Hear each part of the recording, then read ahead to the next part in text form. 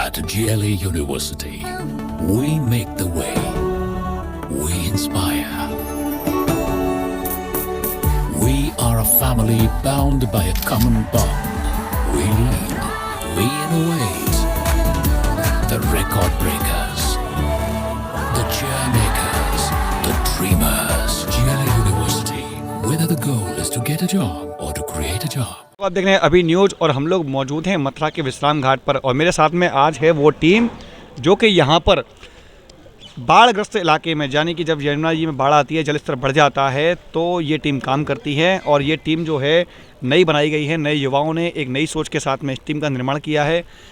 यहीं के रहने वाले स्थानीय युवक हैं जिनकी तरफ बताया जा रहा है कि एक नई टीम हम लोगों ने बनाई है। उसका उद्देश्य केवल और केवल ये है कि यदि बाढ़ के दौरान, जलस्तर बढ़ने के दौरान यदि कोई हानि, दुर्घटना आदि होती है, कोई युवक नदी में डूब जाते हैं, तो उनको बचाने का कार्य इनके द्वारा किया जाएगा। आइए बात करते हैं इनकी टीम से कि किस तरीके से काम करते हैं। सबसे पहले आपका नाम जानना चाहूँगा। मेरा नाम अरविंद कुमार है। और बताएं किस तरीके से आपको ये सोच आई कि हम लोगों को नई टीम बनानी चाहिए। क्योंकि हम लोग घाट पे घाट क्लीनिंग का काम करते हैं। स्वच्छ गंगा मिशन के द्वारा हम लोगों का घाट पर क्लीनिंग का काम है। और हमने जब घाट पर काम करते हैं तो स्थानीय लोग भी होते हैं, केवट भी होते हैं, पंडा समाज भी होती है वहाँ पर। तो वो यात्री जब लोग नहाते हैं, जब पानी गहरा हो गया है अब, तो पानी गहरा होने के कारण कभी कभी यात्रियों का ऐसा होता है कि पानी में पैर चला जाता है, गहरे पानी में, तो वो लोग दुर्घटना का शिकार हो जाते हैं। तो हम लोग काम करते हैं घाटों पर, हमारे साथ पूरी टीम है, ये भी लोग काम करते हैं घाट पर। तो इस चीज़ का विचार कैसे आया कि हमें एक नई टीम बनानी चाहिए? क्या यहाँ पर गोताखोरों की और अन्य स्टाफ जो रहता है उनकी कमी है? जी बिल्कुल, कोई भी गोताखोर यहाँ पर प्रशासन द्वारा नहीं है, यहाँ पर किसी की ड्यूटी नहीं है गोताखोरों की। हम लोग यहाँ केवट समाज से लोग हैं मेरे साथ में सारे लोग। ये लोग क्या है, ये सब तैराकी है, सभी गोताखोर हैं सब लोग मेरे साथ में। और कभी कभी ऐसा होता है कि यमुना जी गहरे पानी श्रद्धालु जब स्नान कर रहे होते हैं, उनका पैर चलता है, दुर्घटना के शिकार हो जाते हैं, तो हम लोग उनको तुरंत एक्शन लेकर वहाँ पर ऑपरेशन। अक्सर देखा जाता है कि लोग आत्महत्या के लिए भी नदी में कूद जाते हैं, जिनको कि केवटों के द्वारा बचाया भी जाता है। तो क्या कभी आपको इसके बारे में सांत्वना पुरस्कार या कभी कुछ इनाम वगैरह मिलता है? कुछ नहीं मिलता है। हम तो सेवा के द्वारा इंसानों को बचाते हैं और वैसे कुछ भी नहीं हमको मिलता है। यदि देखा जाता है कभी कोई डूब जाते हैं, उनकी लाशों को ढूंढने के लिए आपको घंटों तक मेहनत करनी पड़ती है और शायद उसमें 1 से 2 दिन भी लग जाते हैं, जो कि लाश नहीं निकल पाती है। उसको आप प्रयास करते हैं निकालने का।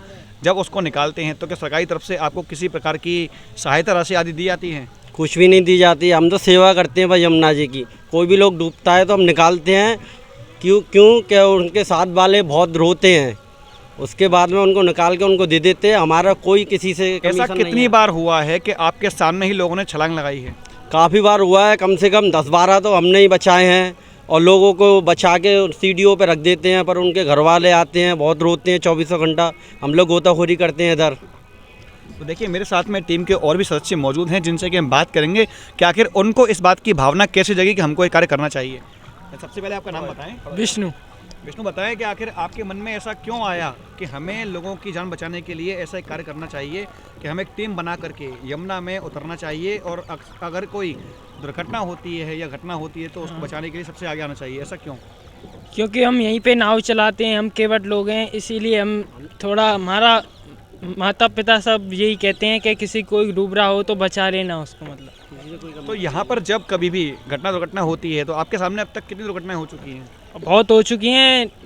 क्या कभी आपने किसी की जान बचाई है? बचाई है। लोग डूबते हैं, कभी यूं घुस जाते हैं वैसी। आपके सामने कभी ऐसा कुछ हुआ है कि लोग डूब रहे हैं और आपने जाकर उसको तुरंत बचाया हो? हाँ किया है, ऐसा हुआ है। ऐसा कितनी बार हो चुका है? हो चुका है, कम से कम 10-12 बार तो हो चुका है।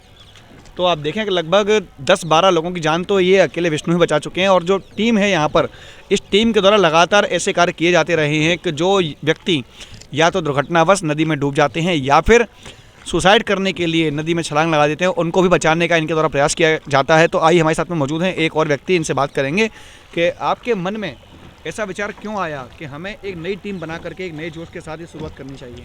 ऐसा है, सरकार द्वारा कोई भी गोताखोर नहीं है यहाँ पे, तो लोग डूब जाते हैं, तो हम लोगों के द्वारा उनको निकाला जाता है। और आपके सामने अभी तक कितनी बार ऐसा हुआ है कि लोगों ने छलांग लगाई है और आपने प्रयास किए और उनको नहीं बचा पाए? सर सैकड़ों लोग डूब गए सर। सैकड़ों बार लोग डूब चुके हैं, उनको बचा भी नहीं पाए हैं। नहीं बचा और पाए। कितने लोगों को आपने बचाया है? बचाया, 4-5 लोगों को बचाया। आपने बचाया इस हाँ। वक्त अपने हाथों से ही। हाँ जी। क्या सरकार के द्वारा कभी आपको किसी इनाम की या कभी किसी प्रकार की सहायता राशि आदि दी गई? नहीं, कोई सहायता राशि नहीं दी गई आज तक कभी भी। क्या पुलिस के द्वारा आपको सहयोग किया जाता है? नहीं, कुछ नहीं दिया जाता सर। क्या कहा जाता है? वो तो सिर्फ अपनी ड्यूटी बचाने के लिए आते हैं और फिर उसके बाद में चले जाते हैं। जब उनको हमारी ज़रूरत पड़ती है तब आते हैं, जब ढूंढते हैं उसके बाद में कोई नहीं आता है।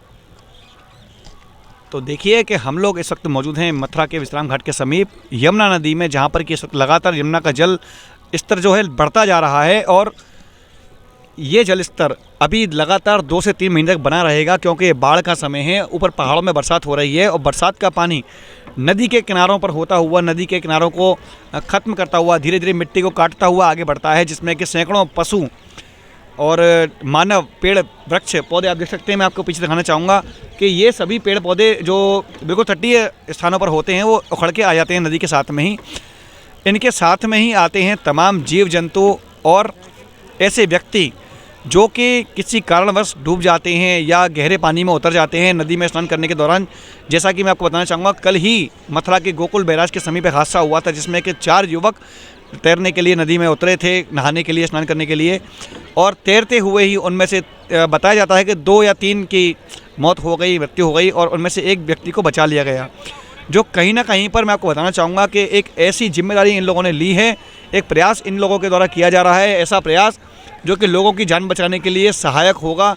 और हम भी सरकार से अपील करते हैं कि इन लोगों के लिए कहीं ना कहीं कुछ ना कुछ ऐसा सोचा जाए कि अगर इनके द्वारा किसी की जान बचाई जाए तो कम से कम इनको सहायता राशि या पुरस्कार राशि या कुछ ना कुछ इनके लिए करना चाहिए, क्योंकि ये लोग वे लोग हैं, ये वो जवान हैं जो कि हमेशा नदी के किनारे पर रहते हैं। और यदि इनके सामने कभी भी कोई घटना दुर्घटना होती है तो सबसे पहले आगे आकर के जान बचाने का प्रयास करते हैं। फिलहाल के लिए इतना ही। मैं अपने सहयोगी प्रतीक के साथ गोपाल चतुर्वेदी, अभी न्यूज़।